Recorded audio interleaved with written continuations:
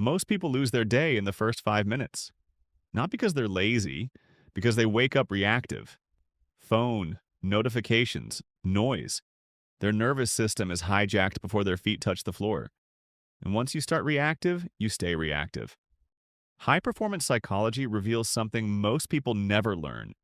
Your brain is most programmable in the first 20 minutes after waking.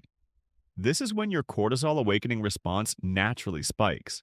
This is when dopamine resets to baseline. This is when your prefrontal cortex, the part responsible for discipline and decision making, is coming back online.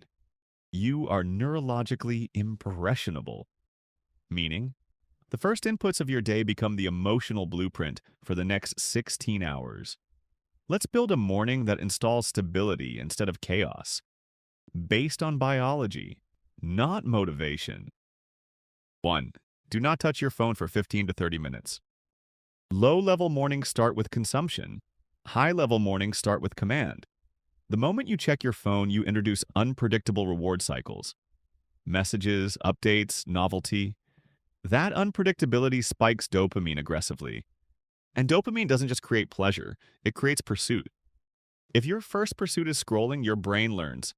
Chase stimulation before effort.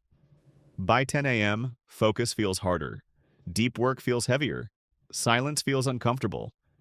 Instead, sit up immediately. Place both feet on the floor. Drink water. Take 5 slow nasal breaths.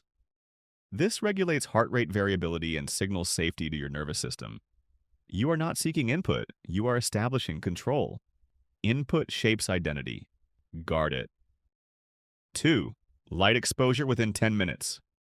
This is not optional biology. Morning light hitting specialized cells in your retina sends a signal directly to your suprachiasmatic nucleus, your master circadian clock. That signal times your cortisol rhythm, regulates melatonin release 12 to 14 hours later, improves mood through serotonin pathways, increases daytime alertness. Even cloudy daylight is exponentially brighter than indoor lighting. 5 to 15 minutes outside. No sunglasses if possible. No phone. You're not getting fresh air. You are anchoring your hormonal system. Stable hormones, stable energy, stable mood. 3. Move before you think.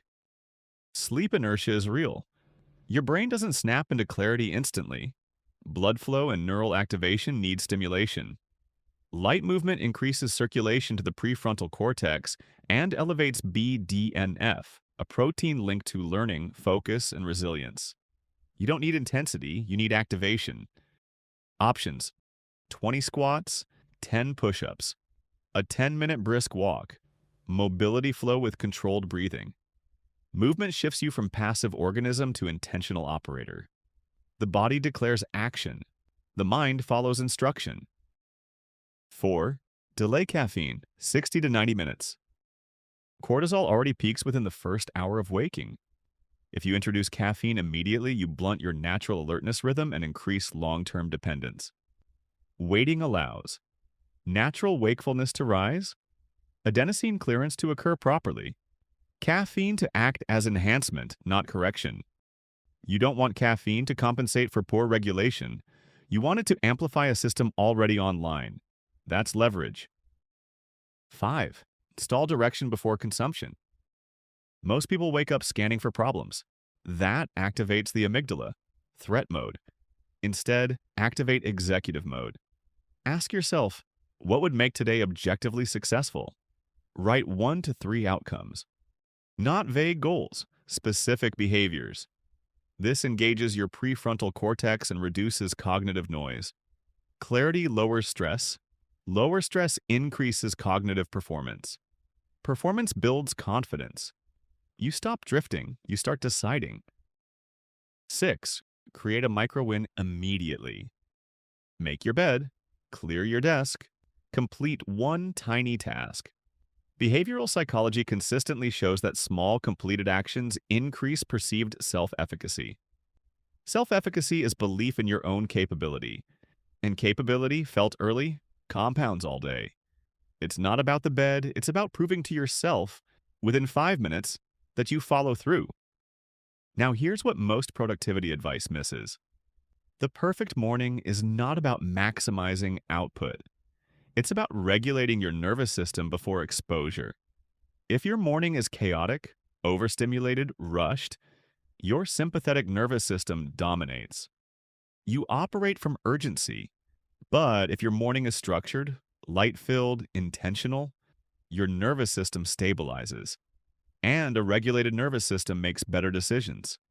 Better decisions quietly build better lives. If you did only three things: no phone, morning light, movement, your baseline mood would shift within a week. Not because you suddenly became disciplined, because your biology stopped working against you. The perfect morning isn't aesthetic. It isn't complicated, it's controlled.